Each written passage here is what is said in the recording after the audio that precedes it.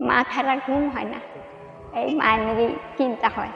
ছেলেটাকে বাড়ি আনো, মা ভরবি নাম তো, এই মা ভরবিকে দুটো পায়ে ফুল দিতে আসি।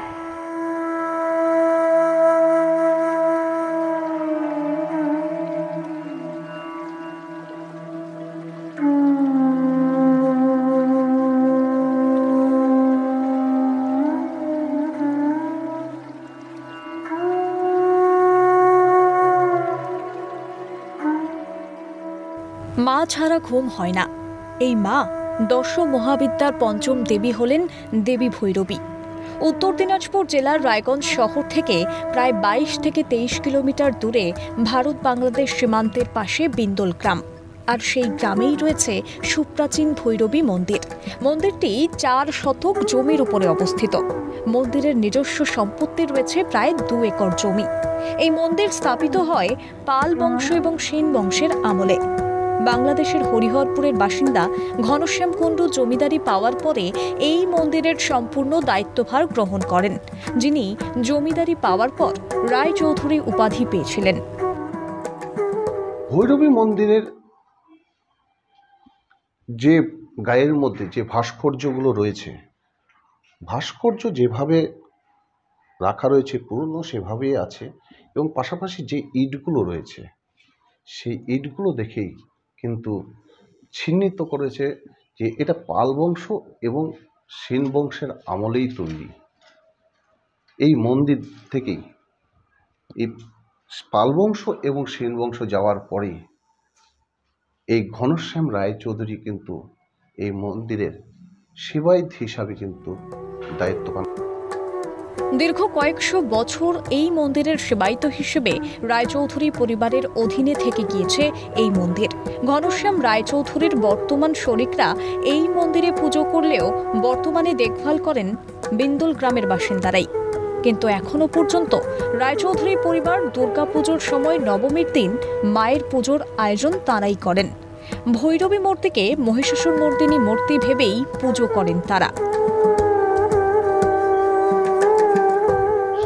আপনার ওই রায়চৌধুরী বংশের লোক, ওনারা রায়গঞ্জে থাকেন। আচ্ছা। এই দুর্গা নবমীর দিনে ওনারা বলি দেন, এখানে পূজা পাঠ করেন আর কি। আচ্ছা। আর আমরা গ্রামবাসী হিসাবে রাখি পূর্ণিমার দিনে চাঁদা উঠায় পূজা করি আর কি। আগে এই পুজোতে বাংলাদেশ থেকেও পুণ্যার্থীরা আসতেন পুজো দিতে। অতীতে কাঞ্চন নদীর তীরে অবস্থিত এই মন্দিরে বাংলাদেশ থেকে নৌকা করে পুজো দিতে আসতেন পুণ্যার্থীরা। তবে বর্তমানে ভারত বাংলাদেশের সীমান্তে বুক চিরে চলে গিয়েছে কাটা তারের বেড়া, ফলে আর ইচ্ছে থাকলেও নেই উপায়। কাঞ্চন নদীরও এখন কোনো চিহ্ন নেই। হ্যাঁ, আমাদের বংশ পরম্পরা থেকে পুজো করে আমরা এসেছি, এবং আমার শোনা কথা তৎকালীন পাল বংশের সময় বা সেন বংশের সময় এই মন্দিরের প্রতিস্থাপন হয়।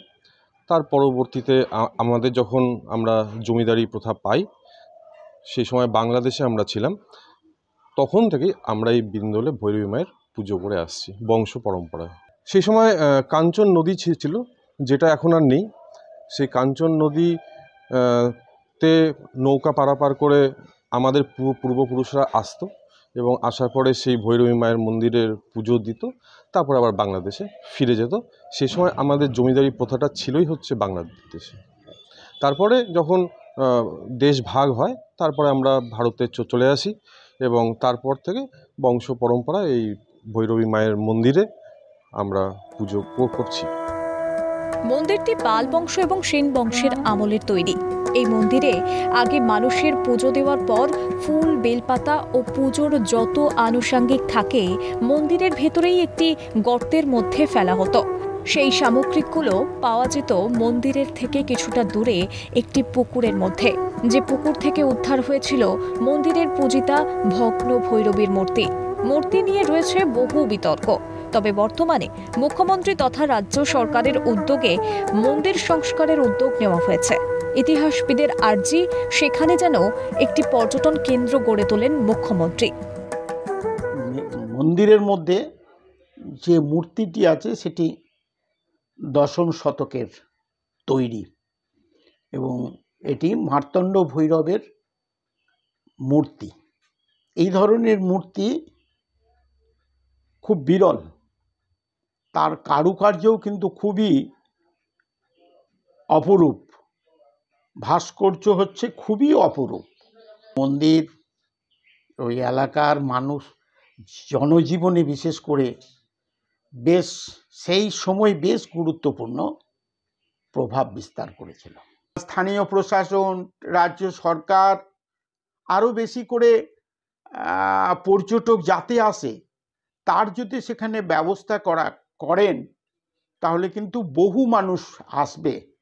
একদিকে যেমন মন্দির দর্শন হবে, পাশাপাশি কিন্তু অনেক মানুষের সেখানে রুজি রোজগারের তাদের উপায়ের পথ তৈরি হবে। এই পুজোতে রয়েছে বলি প্রথাও। মন্দিরের পুজো জমিদার বাড়ির লোকেরা দুর্গাপুজোর সময় করে থাকলেও গ্রামবাসীরা সবাই মিলে পুজো করেন শ্রাবণ মাসের পূর্ণিমাতে। জাতি, ধর্ম, বর্ণ নির্বিশেষে এই পুজোর আয়োজনে সামিল হন সকলে। পুজো উপলক্ষে বড় মেলাও বসে এলাকায়। এলাকার মানুষরা এটাকে তো একদম কি বলবো, যে আমাদের যেরকম বলে না পূর্বপুরুষরা, তার থেকেও বেশি মানে এখানে প্রচুর। হ্যাঁ, দূর দূরান্ত থেকে লোক আসে।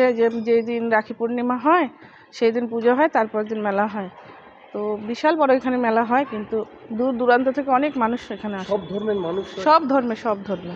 যে সরকারকে অনেক অনেক ধন্যবাদ যে আমাদের মায়ের মন্দিরে এতটা কিছু করার জন্য। আর বাইরে থেকে যারা আসতেছে তাদেরকে আরও তারাও উৎসাহিত হবে। পর্যটন কেন্দ্র হলে আমাদের খুবই ভালো।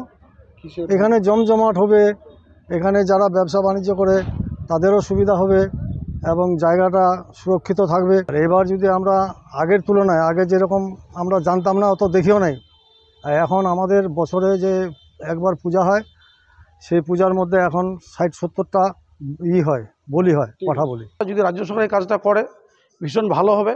তো পাশাপাশি মন্দিরের একটা, আমরা লোকাল ছেলে, আমাদের পার্শ্ববর্তী বাড়ি, তো এই নিরাপত্তার একটা অভাব মনে হচ্ছে আমাদের এখানে। যদি সিসিটিভি সহ আরও অনেক কিছু কাজ, এটা যারা হেরিটেজের যারা ডিপার্টমেন্টাল যারা মানুষ, তারা ভালো করে যদি এই পর্যটন স্থলটাকে কীভাবে ডেভেলপমেন্ট করা যায়, এইকে কেন্দ্র করে প্রচুর আমাদের এলাকার শ্রীবৃদ্ধি হবে।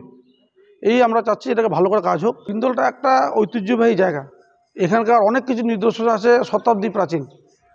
আর সর্বগ্রে জেলার এবং নর্থ বেঙ্গলের এটা একটা সর্বজন বিদিত মন্দির। 2009 সালে আর্কোলজিক্যাল সার্ভে অফ ইন্ডিয়ার পক্ষ থেকে ভগ্নপ্রায় মন্দিরের সংস্কার হয়, তবে তাতে খুশি নন গ্রামবাসীরা। মন্দিরের রীতিনীতি দেখা দিয়েছে ফাটল। তবে এবার পর্যটন শিল্পের প্রসারে মন্দির সংস্কারের উদ্যোগ নিয়েছেন স্বয়ং মুখ্যমন্ত্রী। তারই উদ্যোগে রাজ্য প্রশাসনের সহযোগিতায় সংস্কার হবে মন্দির। আর এই উদ্যোগকে সাধুবাদ জানিয়েছেন সকলেই।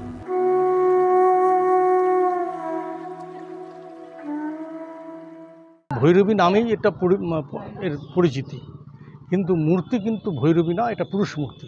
এর চালচিত্র যা আছে তাতে একজন পুরুষ শায়িত এক দেবীর উপর বসে, সামনে ঘোড়া, সূর্যের রথ, সেভাবে উনি, আর দুই পাশে দুই নর্তকী, এইভাবে এই মূর্তিটা এখন দেখতে পাওয়া যায়। এটা নিয়ে একটা তর্ক আছে, বিতর্ক আছে। তো পুরনো লোকেরা একে বলতো ভৈরবী, সেটা একেবারে যে সঠিক তা না। এটা মার্তণ্ড ভৈরব নাম দেওয়া যেতে পারে, অথবা ঘাতক ভৈরব, যুদ্ধং দেহী অবস্থায় আছে, আর শিবেরই একটা রূপ আর কি। এর আগে তো সংস্কার হয়েছিল, কিন্তু যেভাবে হওয়ার কথা ছিল সেভাবে হয়নি। এখন নতুন করে সরকার যেহেতু উদ্যোগ নিয়েছে, যদি আরও ভালো করে পর্যটন কেন্দ্র করে দর্শনার্থীর ভিড় হবে, তাহলে বিন্দুলেরও উন্নতি হবে, বিন্দুলের নামটাও ছড়াবে সব দিকে, খুব ভালো হবে। ব্যবসায়ের ক্ষেত্রে আমরা উপকৃত হব। উত্তর দিনাজপুর জেলার রায়গঞ্জ ব্লকের সীমান্তবর্তী যে গ্রাম বিন্দোল এলাকার ভৈরবী মন্দিরকে নিয়ে যে সাধারণ মানুষদের যে একটা আবেগ, সেটা কিন্তু পরিষ্কারভাবে কিন্তু ফুটিয়ে তুলেছে তারা। পাশাপাশি সরকারের কাছে যে পর্যটন কেন্দ্র যে আবেদন জানালেন এবং মন্দির সংস্কারের ব্যাপার নিয়েও যে কথা বললেন, সেই কাজগুলো এখন কতদিনে হয় সেদিকেই তাকিয়ে থাকবে গোটা বিন্দোল তথা উত্তর দিনাজপুর জেলাবাসী। রায়গঞ্জের বিন্দল থেকে ক্যামেরায় অভিষেকের সঙ্গে নন্দদুলাল সরকার, ক্যালকাটা নিউজ।